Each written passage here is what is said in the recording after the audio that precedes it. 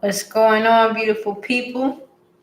Hope everyone's doing well. I'm trying to get this lighting right. I tried a different lighting setup today to have more light in my face. So hopefully you can see me and you can hear me. It looks like you can hear me. I'm gonna test the audio on my phone to make sure. If you can hear me, just drop a note in the chat and let me know the audio is coming through on your end. That'll help us. Welcome to Dough for Degrees Community Scholarship Chat. Today is October 6, 2019. 3 o'clock p.m. Eastern Standard Time. We go live every Sunday to help students earn scholarships to go to college and graduate debt-free. Okay. Sounds like the audio is coming through very well. My name is Danielle Jeffers. I'm the founder of Dough for Degrees, LLC. Sister, thank you for letting me know the audio is good. And I am your host for today's Community Scholarship Chat.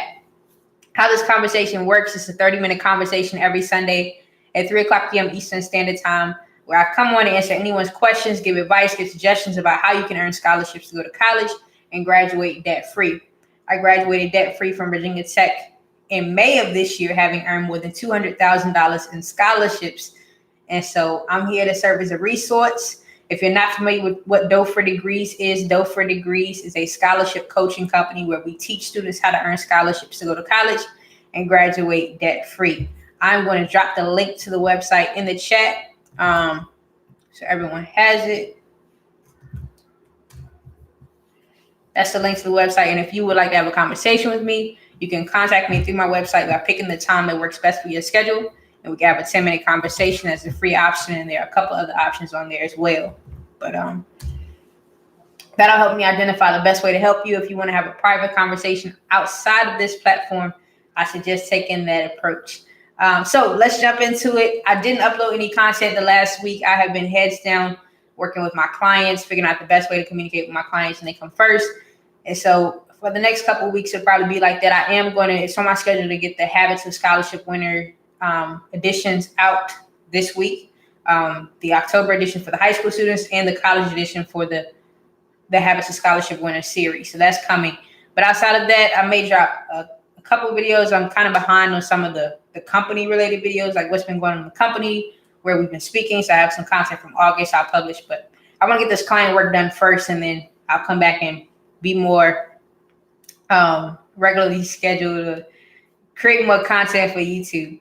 What I will say is, while I'm waiting for questions and comments to come through, let me know if y'all like this lighting. If you want me to cut it off, I can do that too. But I will say this, that it's important that students who are beginning to choose that college, that you take you take the time to identify what fits you best and why you would choose one college over another. When I was a high school senior in 2015, I'm originally from Danville, Virginia, which is in South Central Virginia, right on the border of North Carolina. This time was very crucial for me, very critical point in my life when I was deciding whether I go to college outside of the state of Virginia or if I attend a university in-state university. My sister said lighting is good, thank you. And make sure that I could get a valuable education, but also not break my bank before it was ever built up, if that makes sense. And so my top factor when choosing a college or choosing one college over another was the cost of the college. I wasn't worried about the curriculum as much as I was about the cost, because money has always been something that's very important to me. It's not something that I love or that I put a lot of attention and energy toward, but it is something that's important to me, especially when you talk about college being an investment and getting a return on your investment. And so I was looking at a few out-of-state colleges. Like I said, I'm a native of Virginia, so I was looking at Duke, Temple, Howard. Howard's in DC. I was looking at Temple in Philadelphia, Temple University. Duke is in North Carolina. I think those were the out-of-state colleges I was looking at. Actually, I have a product on Dough for Degrees website. It's a $5 ebook, which will help you decide which college is best for you. I'm going to drop that link just in case anyone's interested in checking that out. It's called Choose the Right College, 9 Steps to Identify Your College. So I basically give you an opportunity to be in control of why you would select one college over the other, and it'll help you clearly communicate your priorities in regards to the institution of your choice, why you would choose one institution over another. And I don't think I had really narrowed down at this time, I'm talking about October 2014, excuse me, of why I wanted to go to one college over another, or why one opportunity seemed more appealing. But I know that Duke was on my list because of the name. The name Duke carries a lot of weight, especially I played basketball when I was in high school. I played basketball in middle school and elementary school. And so I definitely wanted to go to a D1 school. My goal before I tore my ACL at 14 years old, my anterior cruciate ligament, was to play Division I basketball for college and then take my talents to the WNBA and play full time. Well, as you can see, that didn't happen. That didn't work out. But I chose Virginia Tech, and I wasn't even really looking at Virginia Tech. I was looking at Duke because of the name. And I remember my mom telling me, Danielle, why would you even apply to that school when they don't have a field of study or a major that you're interested in? Because at the time I knew I was supposed to study communications. I had already had a lot of experience with public speaking in my hometown, in different organizations, representing different organizations and groups. And so I knew I was supposed to pursue some type of communication field. I was also interested in technology. So multimedia journalism, broadcasting was probably the lane I was going to go into. But I said, Mom, it's Duke. Why not go to Duke? And she said, well, I'm not paying for the application fee because they don't even have your field of study. So if you do apply, you apply and you figure out how to pay for it. I think I got a fee waiver to apply for Duke, but I ended up getting denied to that school. That was the one school I got denied to when I applied to different schools and universities. And it showed me in that moment that the name, like, it doesn't matter that much if it's not going to help me get to the next stage in life. And so Virginia Tech was not even on my list. A staff member at my Boys and Girls Club, her daughter was a senior there at the time, and she's an alumni of the university. And she said, come on, I'm going to take you to Virginia Tech so you can tour the campus. And I said, no, I'm not feeling it. It's in the mountains. It's in Blacksburg, Virginia. It's very cold. The only thing I knew about Virginia Tech was the shooting. And it's very sad to say that, but that's the truth. That's something that's true for a lot of people, is that's the only thing they associate with Virginia Tech, but Virginia Tech is more than that. And so I was very hesitant, not in her taking me because I was comfortable. She mentored me a lot at the club. My parents knew her, Miss Heidi, I say her name. And so she helped me a lot, but I was just like, I don't even know where I'm going to go to this school. It doesn't appeal to me anyway. I hadn't looked at programs. I hadn't looked at anything. I went to the school, toured it in, I think, January, February 2015, and I fell in love. As soon as I stepped on the campus, I felt it in my spirit that I was supposed to go there. Like, that's one of the biggest things in my decision-making process is if I feel it, if I feel like it's the right move. And so I felt it, and then a lot of things confirmed it. I'm big on the community, what's up, no sellout. I'm big on the vibes or the energy within the community, how it will impact my experience. And I know just from the community I was raised in, it's big on service, it's big on hospitality and respect. And so I would go in and out of doors and people were holding the door for me. What's up? That's right, no sellout, go Hokies. And people were holding the door for me. I was like, these people are so kind. They're holding the door for me and they don't even know me. And you could tell I was a high school student compared to all of the college students. Another thing that stuck out to me was that everyone was respectful and everyone loved Virginia Tech. And I've had some of my friends ask me, they're like, do they put something in the food because the Hokie Nation is so massive and everyone loves Virginia Tech? Yes, that's the truth. Everyone loves Virginia Tech, but that's because the culture is built like that. It's built for you to love Virginia Tech. And our motto is ut prosum, that I may serve. And so I left Virginia Tech knowing that I would go there contingent upon me being accepted to the university. And so in March, I think it was late March, early April, they sent a notice saying that your application decision was available online. And so I waited. I got the email when I was in school.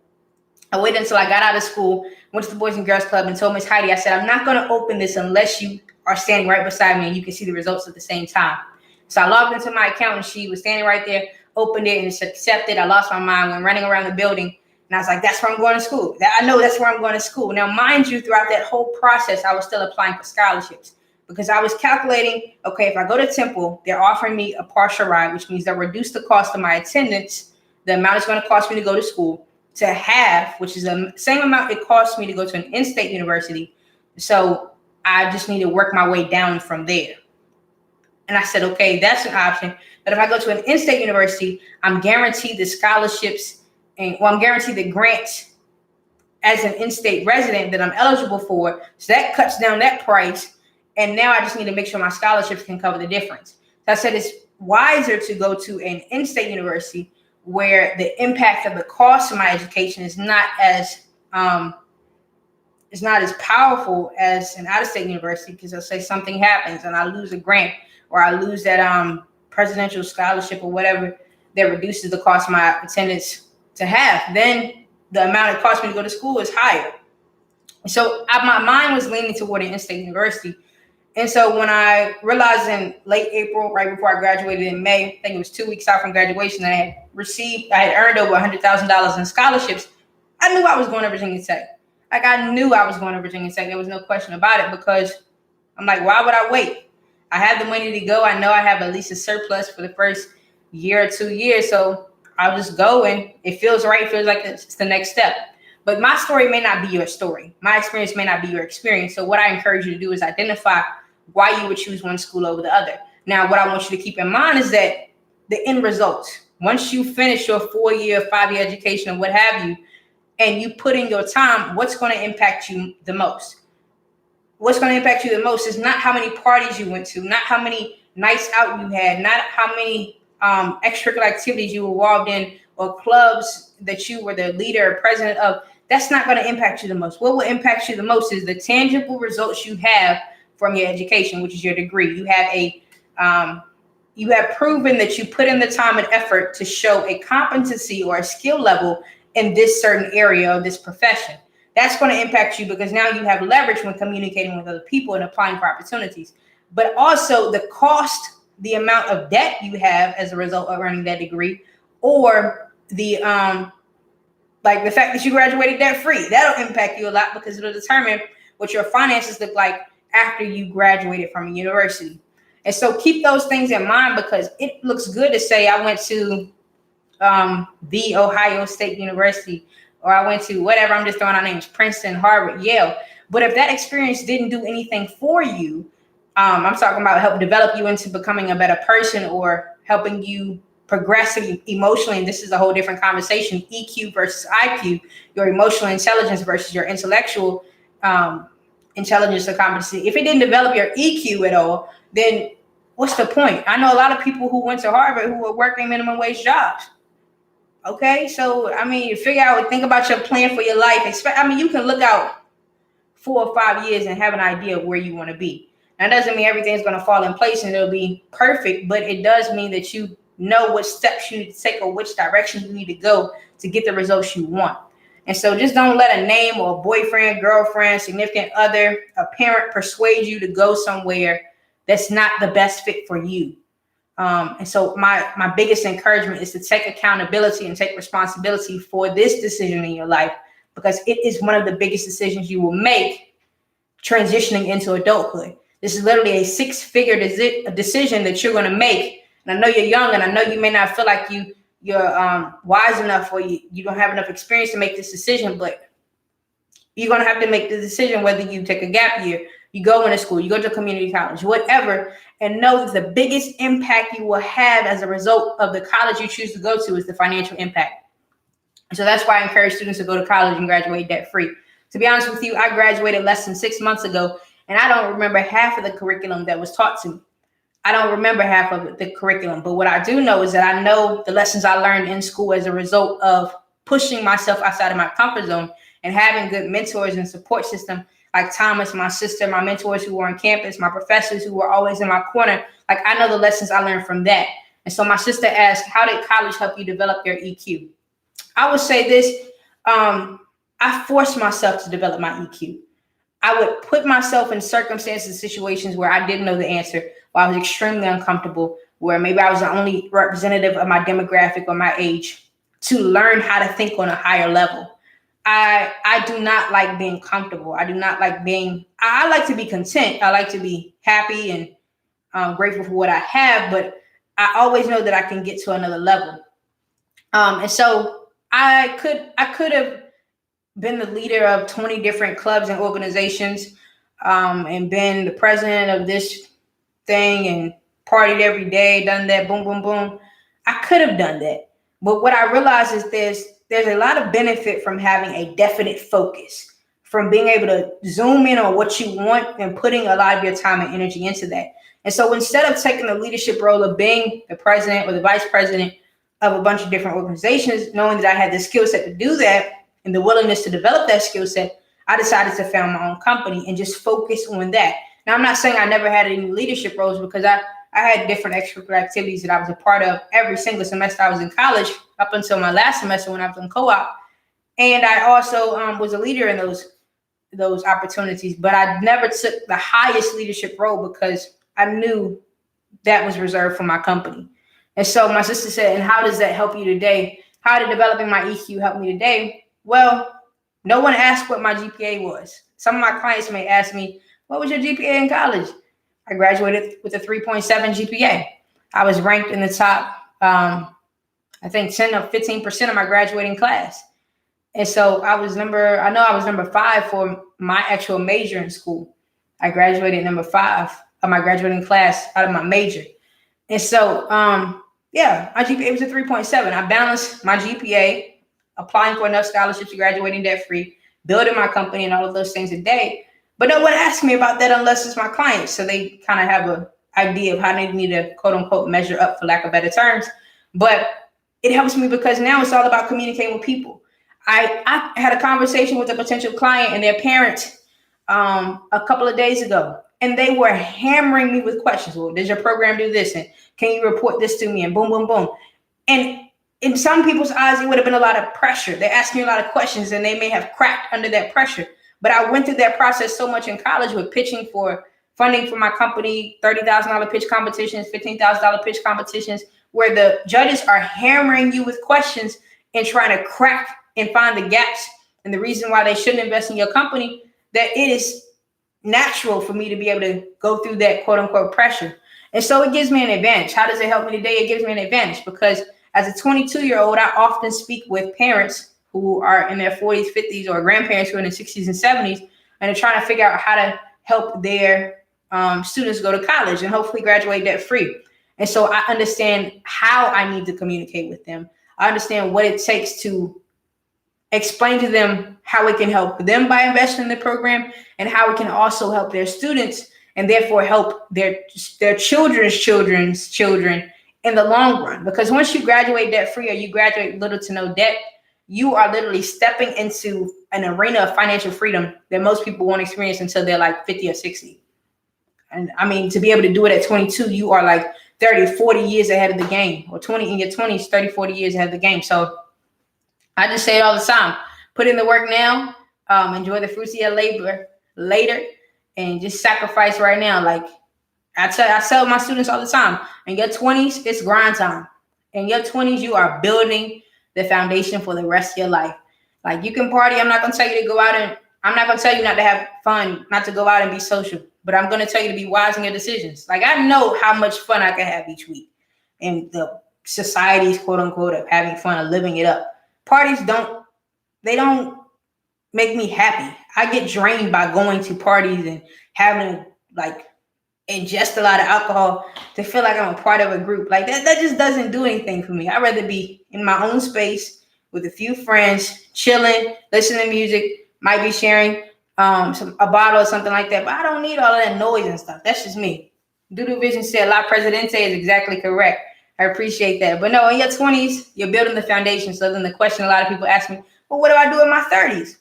Hey, if you've already built the foundation, then you got to put the frame up. You got to make sure the house is secure. You got to put the roof on it. Make sure you can look out the windows. I mean, make sure it's secure and it's built correctly. And so your 30s is establishing the walls that will help keep you safe. And so for me, tangibly, what does that look like? Now that I'm building the foundation, what I say the foundation for me, I'm only speaking for myself because I can't speak for anyone else, is activating residual and passive forms of income so that in my 30s, I can sleep and still generate enough income to live, survive, and thrive. Like I don't have to work every hour on the hour or I have to put in a certain amount of hours every week in my 30s because I put those hours in my 20s. So now it's figuring out how to multiply my income with having to do little to no work. And then once you're in your 40s, raising kids and stuff, the money comes without you having to do much. I mean, of course, you have to be managing it and being wise with it and still making sure it's coming in correctly and all those things. But you grinding your 20s, you have a lot less to worry about when you get older if you do it correctly. One thing I've noticed too is that if you can discipline yourself right now, like, and I'm going to get into it, you can discipline yourself mentally, sexually, emotionally, physically, spiritually. If you can discipline yourself right now, at this stage in your life, you are way ahead of your peers. But most importantly, you're putting yourself in a position to succeed. Because if you can do it now, then you'll save yourself heartache, time, and heartbreak and all those things later. No, so I said bonds. That's funny. Also financially, I forgot to mention that too when I said discipline. So Do Division said, if you're dumb in your 20s, you'll be angry in your 30s, crabby in your 40s, and old hag in your 50s. That's funny. That is hilarious. That's a good point, though. It's a very good point. But I mean, it's never too late to turn your life around and do what you want to do, how you want to do it, when you want to do it. You just got to trust yourself enough to push forward and make it come true. One of the things I say this often is the best investment you'll ever make is an investment in you. The best investment you will ever make is an investment in you, or an investment in yourself. I learned that through scholarships. I'm like, I'm going to put all this time and energy into it, and whether I win these scholarships or I don't, hey, at least I know what the process requires. At least I've learned something, because the scholarship process, and I say this often, is the best training in like training field or training area for any young adult, because it's going to force you to write. It's going to force you to speak. It's going to force you to do research. It's going to force you to learn how to manage your money, how to manage your emotions. It's going to force you how learn how to communicate and pitch yourself to other people, tell people why they should invest in you. You will become a better writer, a better speaker, a better person having gone through that process, because it forces you to discipline yourself, to sit down and write essays with the hope of getting money, and nothing's guaranteed, but you know it's better than taking out a student loan that you have to pay back 10 times over for the rest of your life. I mean, just to be able to zone in and focus right there, you're already taking a step forward toward whatever you want in life. And so I always say the scholarship process taught me so much. I think about it every day. I use it every day. My time management skills, my ability to convey a message, my ability to pitch my company, having went through that process of pitching myself and being able to earn more than $200,000 in scholarships. I'm a better writer. I'm a better speaker. I'm a better listener because of the scholarship process. Because what I often did was I would apply to my scholarships. When I got a rejection letter, I would send a thank you note to the people who rejected me and tell them, thank you for your time and attention. I do appreciate the effort you put forth to read my application. If there's anything I can do for you, please let me know. And I would keep my eyes open for the next opportunity. Sometimes I would get called back from these people and they would say, hey, we didn't choose you, but we really do appreciate you sending this letter to express gratitude. Make sure you apply next year. And boom, the next year, guess what? Hey, we selected you. You're the winner of this scholarship. Thank you. I appreciate it. You didn't have to do that. But I mean, it just shows when you humble yourself, and instead of acting out of anger and allowing your emotions to override your intellect, you just say thank you, because they didn't have to read it. They didn't have to give you the opportunity, but they did. And so, I mean, it teaches you a lot. Don't let your emotions override your intellect.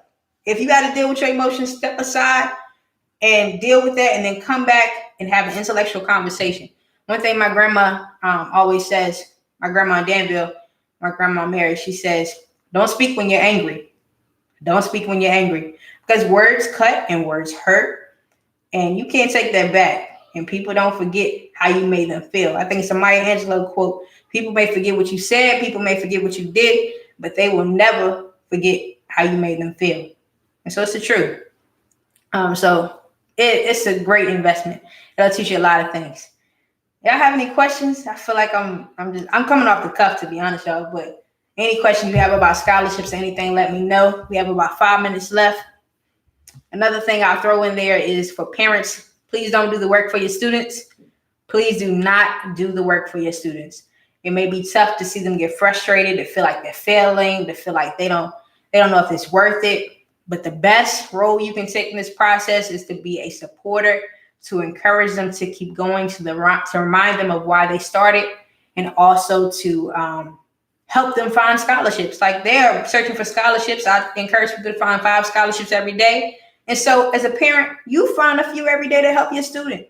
Help them take time off their plate by researching with them, but you don't have to do the work for them. Do the Vision said, yep, send those thank you for passing up on my greatness, yet lost my gain letters. It shows character. That's what you are coming through with the jokes today. I said it before. I think I said it last week. Scholarships are all about first impressions. And so I did this a lot when I was in high school, waiting until the last minute to finish an application and getting it in, full of grammatical errors, full of typos, full of comma splices and all those things. But hey, I got it in. You read my story. It may not have been the best essay or my best work. You read my story, but I also want to reconnect with you. I want to touch base again just to make sure that you know I'm grateful for what you did. I'm grateful for the opportunity you're offering the students to help them. And as a scholarship provider, I personally want to say, no, not as a scholarship provider, but to the scholarship providers, I personally want to say thank you for all the work that you all do for us as students and community members who are invested in the youth's success and their progression in life. Do the Vision said, didn't some elitist parents get in trouble for doing their children's work? Yes, they did. That is a real thing. People do it often, and sometimes they don't get caught, and sometimes they did. But don't let bad company corrupt good character. You got to stick to your roots. Do what's right. My grandma always says, I think she said, character is doing the right thing even when no one's looking, or like doing the right thing. It doesn't matter who's looking and who's not. She said, somebody's always watching you. She always tells me that straight up. She says, somebody's always watching you, but it's your job to be who you're supposed to be and do the right thing. And you don't need a bunch of eyes on you to make you do the right thing. You just need to do it naturally. And if you messed up, speak on it. Like, ain't no point of being quiet about it, because that's not going to solve the problem. Solve the problem, accept where you messed up, and make the better decision. She said, no one expects you to be perfect, but the fact that you hide from your mistakes doesn't make you sound great, doesn't make you look great. So accept it and learn from it. The best response to bad behavior is improvement. Just get better. Get better. There's no point in beating yourself up about it. That's not going to solve anything. Just improve. Progress, not perfection. My mentor Thomas says often, the biggest room in my house is the room for improvement. That's the truth. The biggest room in my house is the room for improvement. Same with my company, same with my communication, everything. Just get better. A couple things I would say. If you're looking for how to get started with winning scholarships, there is a page on Dope for Degrees website called the scholarships page. And you 3-part video series called Quick Steps to Graduate Debt Free, where you can watch those videos, take some steps to help you earn scholarships to go to college and graduate debt free, to help put you in a position to succeed. Another thing I would say is that students, if you need someone to talk to, someone to vent to, because college is not easy. It is one of the hardest things that a lot of students choose to do. And college is so much bigger than scholarships. A lot of my clients call me and we don't even talk about scholarships. We talk about life. We talk about decisions and just life and how things can be a roller coaster. And so if you need someone to talk to, my contact link is the second link in this chat. And when I go back and edit this video and put all the information together, I'll make sure you include it there. We can have a conversation, just vent. I know I needed someone to talk to when I was in college, because I definitely couldn't have gotten through that process by myself, and I didn't get through it by myself. And so it's my job to reciprocate the people's generosity who helped me. Do the Vision said, can you do a live stream on credit cards versus scholarships? Sure. I definitely can. That'll be next Sunday's topic. Credit cards versus scholarships. We'll talk about that next week. I got you. Sunday, October. What is next Sunday? The 13th? Yep. We'll talk about that next Sunday. If you want to just shoot me a couple points you want me to hit, or I know where I could go with that. But if you something in particular you want me to touch on, feel free to drop it in the chat, or you have my contact info. Do the Vision. Get me up. To everyone, let's see, what time is it? It's 3:30. Thank you for joining. Thank you for participating in this community scholarship chat. I appreciate it. I hope you all have a great Sunday. Once again, my name is Danielle Jeffers. I'm the founder of Dope for Degrees. I look forward to helping you all earn scholarships to go to college and graduate debt free. Talk to you soon. Oh, Do Division said, I just want to hear from a student's perspective. I will hit you up. Okay, sounds good. Yeah, I'll definitely. I look forward to that. I'll make sure y'all join next Sunday too, so we can talk about scholarships versus credit cards. Salute Do Division. Salute everyone in the chat. Hope y'all have a great day.